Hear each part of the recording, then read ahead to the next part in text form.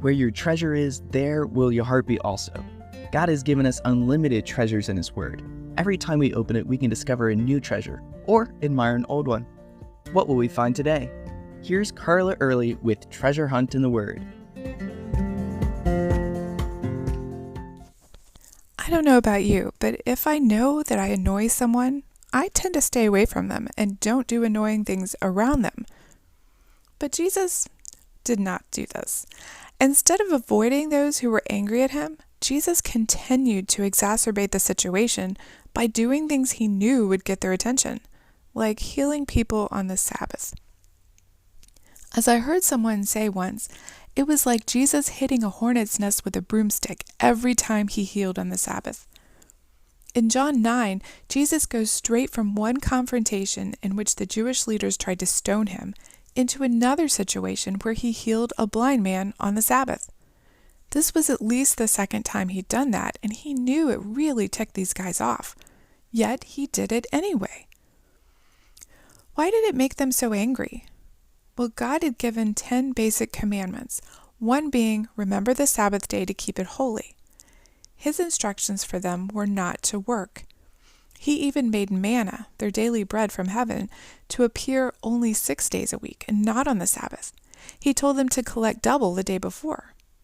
Later, he says if anyone profanes the Sabbath, they should be put to death. In Numbers 15, they found a man gathering sticks on the Sabbath day. That was work, so they asked God what to do with him. The Lord confirmed that the man should be stoned, so they stoned him. This was a really serious thing to the Lord, and it seems pretty clear until someone who wants to push the boundaries says, well, what is the actual definition of work?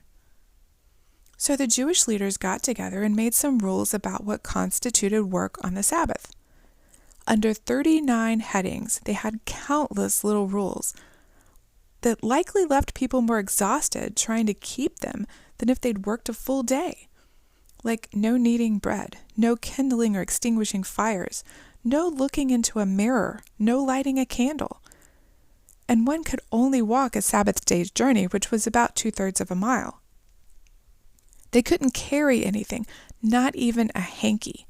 And if someone needed a cane or crutches to walk, well, that was just too bad.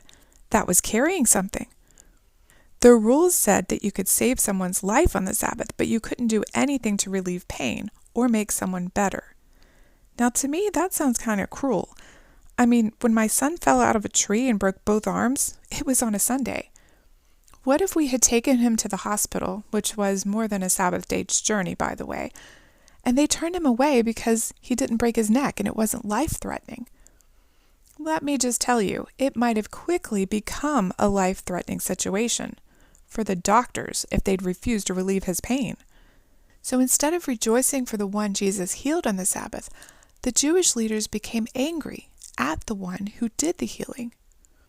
It may seem like it was all because of their added rules that they took it so seriously, but if they'd been completely honest with themselves, it was because Jesus threatened their authority instead of affirming them.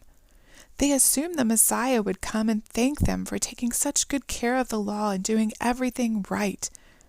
Instead, he challenged them, called them hypocrites, and stole the people's attention from them and what they considered their righteousness.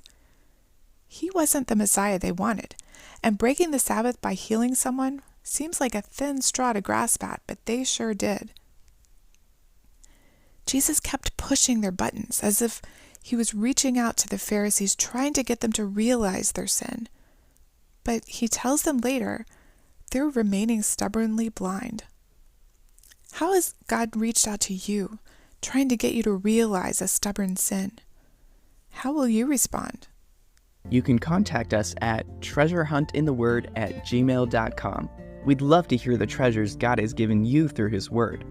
You can listen to other episodes on our website, which you can find in the description below. Thank you for listening, and remember, where your treasure is, there will your heart be also.